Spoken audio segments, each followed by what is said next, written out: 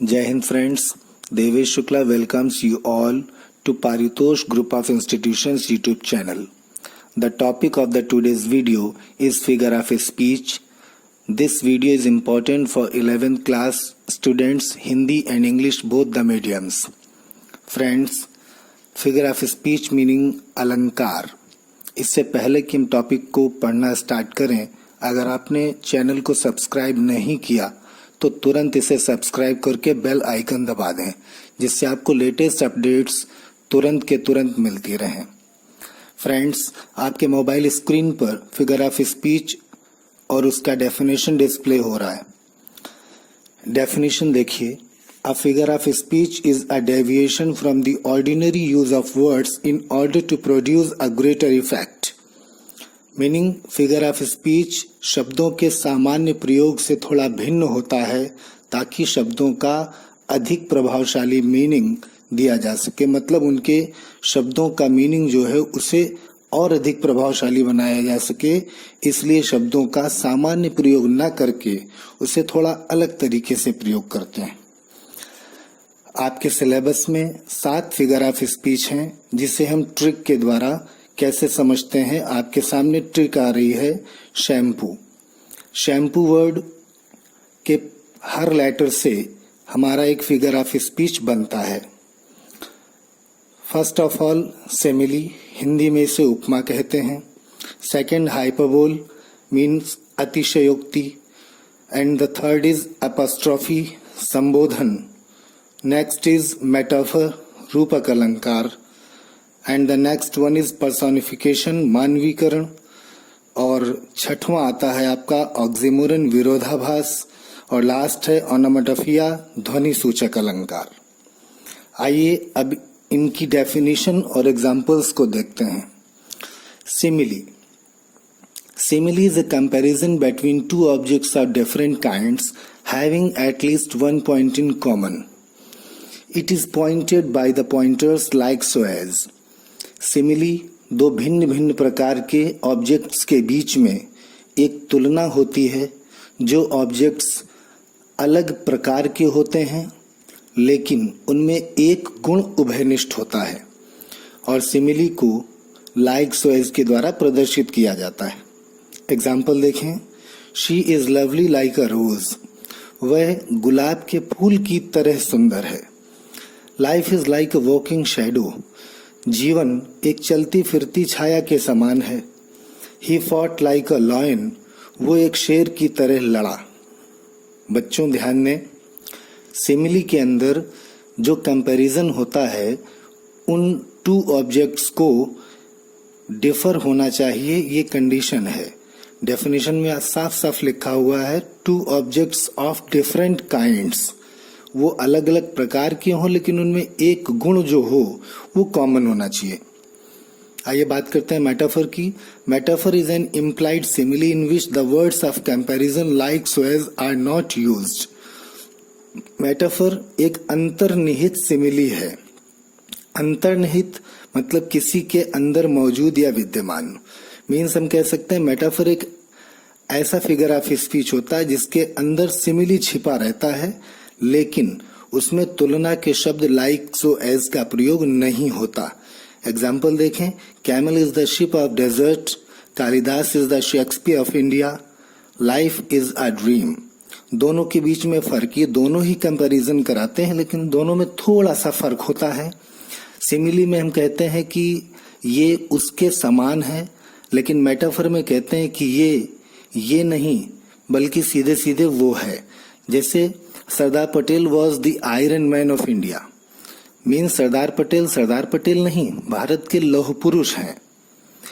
जबकि सिमिली के अंदर हम कह सकते हैं की तरह है, के समान है, बस यही थोड़ा सा फर्क होता है। हर एक मेटाफर को सिमिली नहीं बनाया जा सकता, लेकिन हर एक सिमिली से लाइक सो एज हटा दें तो वो मेटाफर बन जाता है। उसका रीजन क्या है?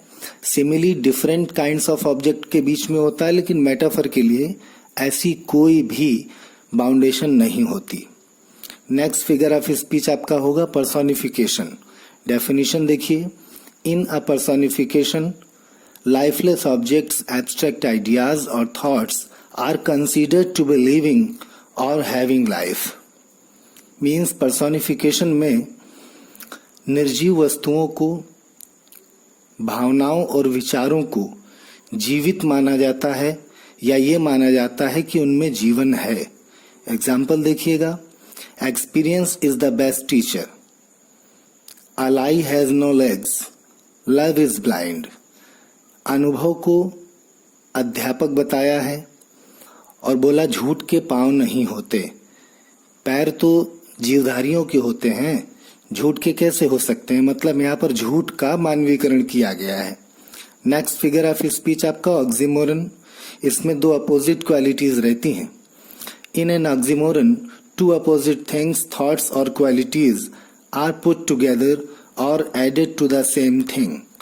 विरोधाभास अलंकार में दो विपरीत वस्तुएं, विचार या गुण एक साथ लिखे होते हैं या एक ही वस्तु से संबद्ध या संबंधित होते हैं। Example, it is an open secret, ये एक खुला रहस्य है। रहस्य तो खुला कैसे, और खुला तो रहस्य कहाँ रहा? ये विरोधाभास है। लाइफ इज बिटर स्वीट, कड़वा और मीठा एक साथ आए और जीवन के लिए आए, ये ऑक्सीमोरन है। Love gives sweet pain. आपका next figure of speech hyperbole.